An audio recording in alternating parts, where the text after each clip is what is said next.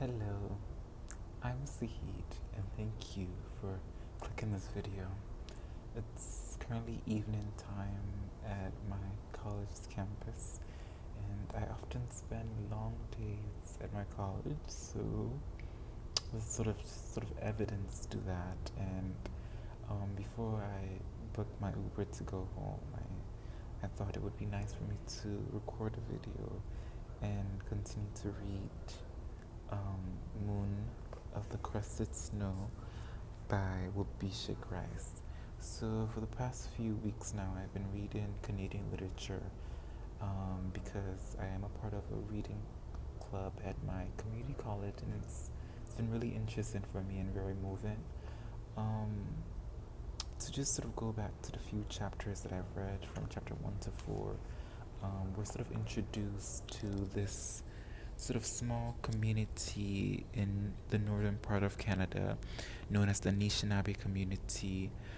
We've been introduced to a few characters, such as even White Sky, who is, I believe, I would call the protagonist. He's like the main character. He's a father who of two kids, and he is married to his partner, Nicole McLeod, who her and Evan have been married for years now, and they've known each other since kindergarten. And so we sort of introduce these characters, and then throughout the period, um, oh, sorry, throughout this novel, one sort of major factor in, or let me just say what it is set in, that I think I've been highlighting on is sort of the them being in a setting in which it's really cold. It's winter, snow is falling, and them sort of also having this negative sort of factor, which is that they currently have no power. They're experiencing a power outage, and they have no electricity. Um, you know, they don't have access to high internet like they used to, and so they have this sudden sort of change they have to make, and it's vivid to the characters. We have a moment in which Even saw his two kids, Mygon and Nagons, sort of talking to one another in the morning before getting ready for school because of the internet issue, and them not being able to watch TV, and so now they are sort of communicating with one another. This is unusual to them because it's very rare for them to speak to each other in the morning because they're normally watching TV before school. So this is sort of like a major setting that's sort of prevalent throughout the story, and it's shown on the setting is sort of highlighted on based on how certain characters are sort of showing their emotions and attitudes to this sort of time that they have no satellite, no internet, no power. And we see that through other characters like Evan's mom and um, Even himself, and even through his best friend Ivan, even through his younger brother Cam, sorry. And so that's just a brief summary, but please, I would appreciate if you guys watch um, the other videos and the other chapter videos before watching this one, because it sort of or before hearing me read this, because it sort of informs you about what's happened in the previous chapters. So let's get right on to it, and thank you once again for joining me. Okay, chapter 5. Three hard knocks woke Nicole and Even. She groaned, and he turned over as three more thuds vibrated through the house. What the hell is that? She mumbled. Even groaned.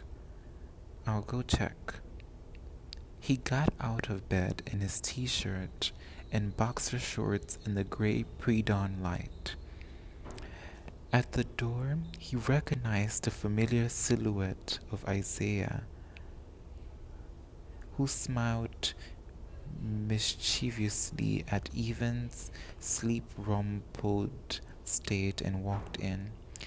I would have said whatever happened to Colin, Evan grumbled, but I remember the phones are out. Yeah, all moccasin telegraph all the time these days, Isaiah replied. Evan was already tired of this joke. Easy fell into the armchair beside the door without taking off his heavy red parka gray toque or boots. What's going on? Terry wants everyone in public works over at the over sorry over at the band office right away. He pounded at my door just about 15 minutes ago. My job was to round you up. It's Saturday, damn it. Yeah, well, he says it's an emergency. He's talking about firing up the generator. No one knows what's going on with the hydro. The chief calling an emergency meeting on a Saturday morning was serious. Even snapped awake. All right, let me go get dressed, he said. What's it like outside? Getting colder. Shit. Even quickly returned to the bedroom where Nicole lay awake in the warm, uneasy darkness. What's easy want? Gotta go to work, he replied, as he picked up the jeans from the floor and pulled them on. What's going on? Not totally sure, but Easy says Terry wants everyone in public works over at the shop. Guess he wants to turn the generator on. That's good. The food in the fridge might start to go bad without power. Yeah, and it'd be good to put the kids in front of a movie for a break, he said with a laugh. He leaned in to kiss his partner and walked back to the front door where his outside clothes hung on the hook. Once he was dressed, Evan and Isaiah stepped outside into the cold. A faint pink glow in the east hinted at the sunrise. I guess it's not that early, Evan thought. They climbed into Isaiah's idling truck and even appreciated the warmth of the cab. Isaiah turned up the country music on his truck's stereo and backed out onto the road. First, you wake me up to work on a Saturday, then you make me listen to this shit, Evan said. Shut the hell up, his friend shot back. This music is about real pain and struggle. It's our people's music. Evan rolled his eyes and looked out the window, willing to let the music be a distraction from his worries.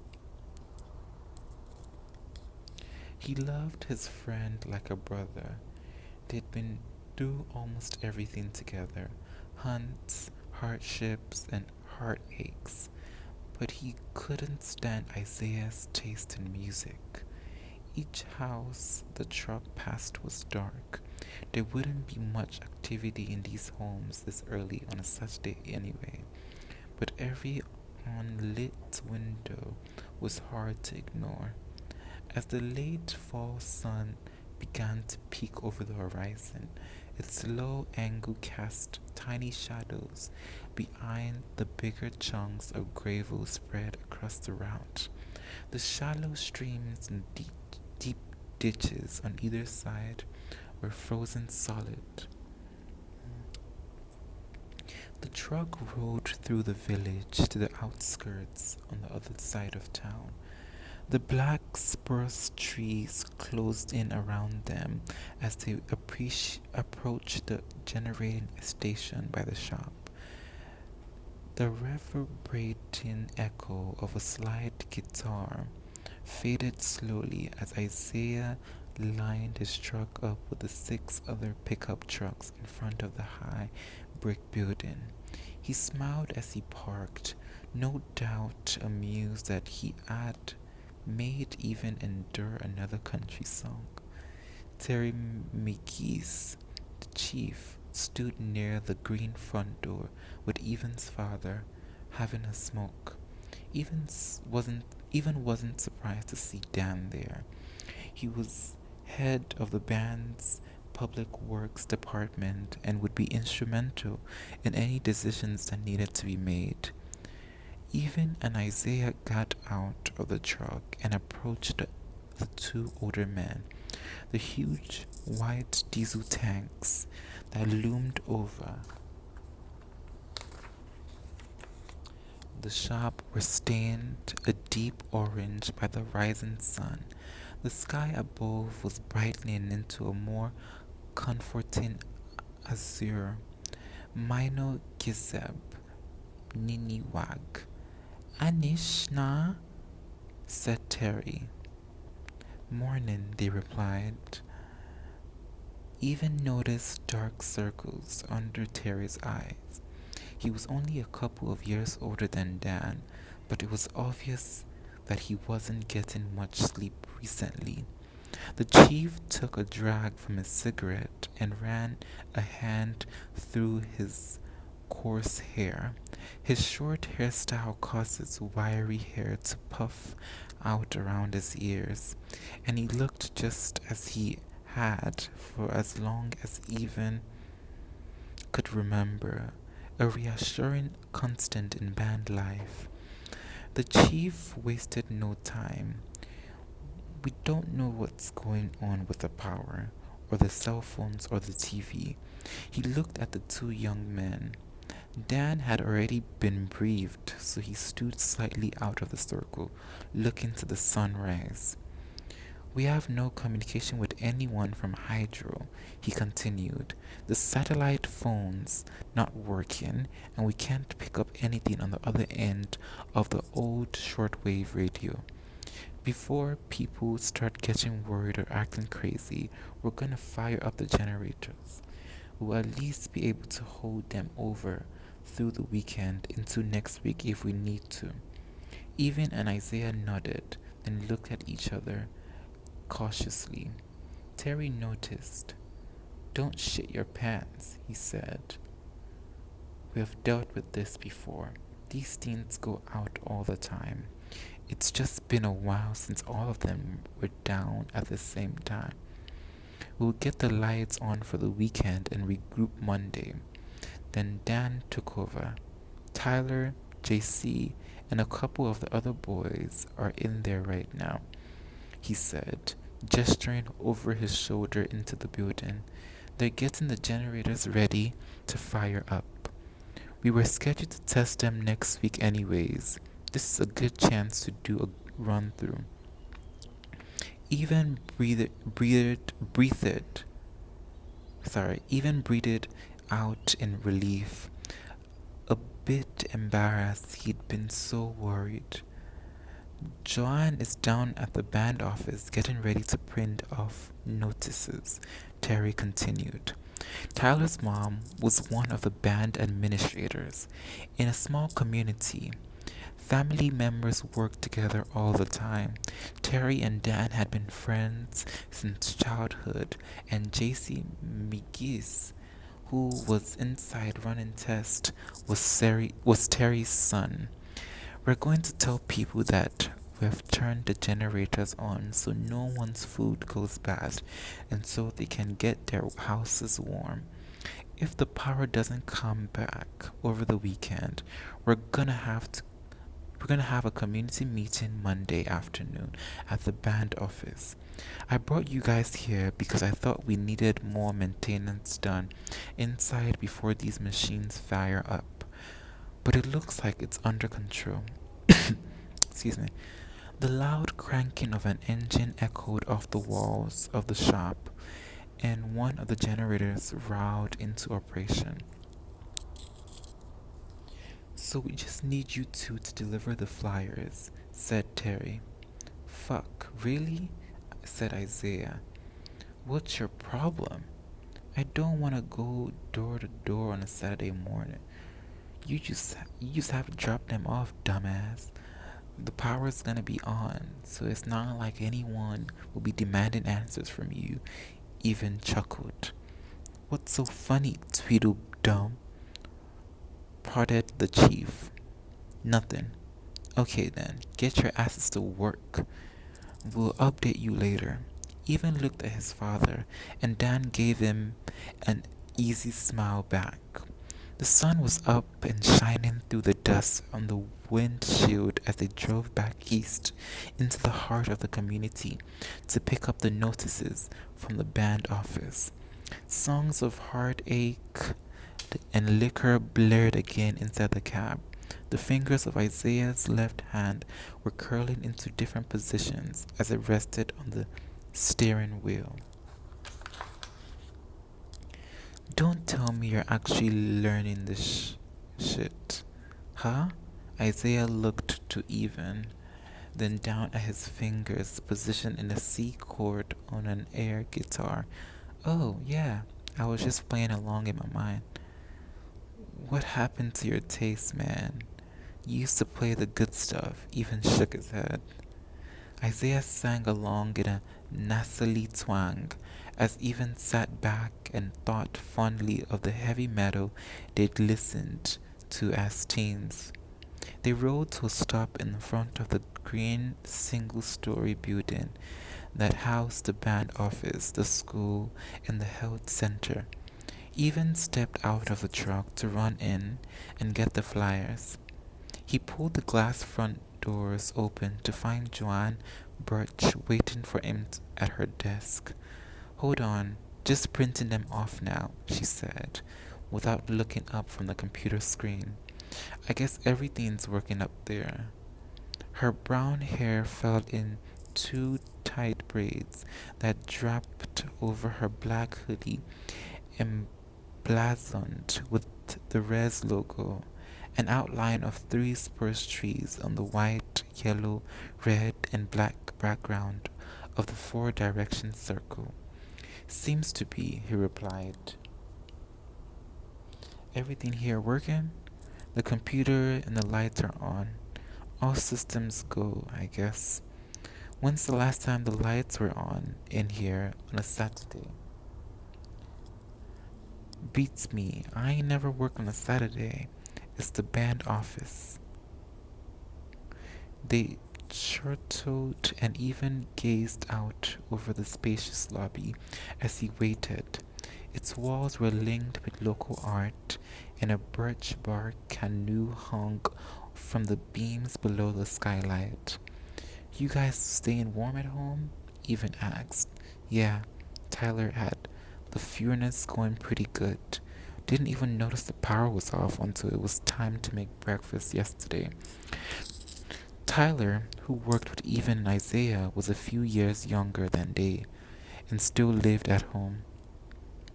Right on, I slacked and let ours burn out. What kind of anishinaabe are you? I know, the kids didn't seem to mind though. Well,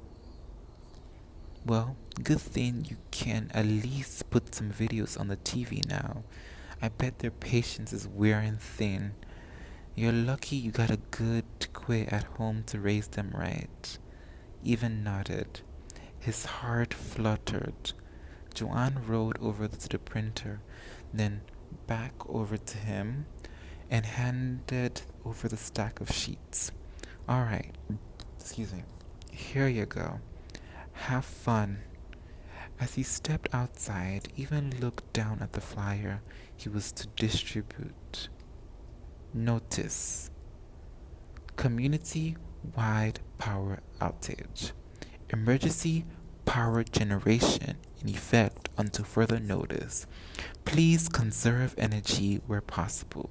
Use wood stoves and furnace as primary heat sources. Safety store food. Next update Monday. Have a good weekend. Miigwech, Chief, and Council. And that is the end of chapter 5. Wow, okay.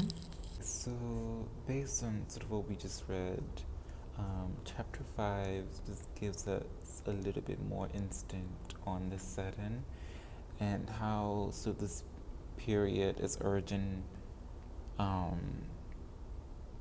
the workers within the small community to want to find ways to help families. I think the main theme of this chapter is um, let me sort of briefly go back to the beginning. So Isaiah sort of comes over to Evans and Nicole McLeod's home, sort of banging the door or knocking the door, and then Evan goes to attend to Isaiah, and Isaiah sort of mentions about how the chief needs his assistance to help with maintenance at their band office, and so Evan gets dressed. This is early in the morning, by the way, and so Nicole's all like, "What's going on?" And Even ends up getting dressed and follows Isaiah while in the car.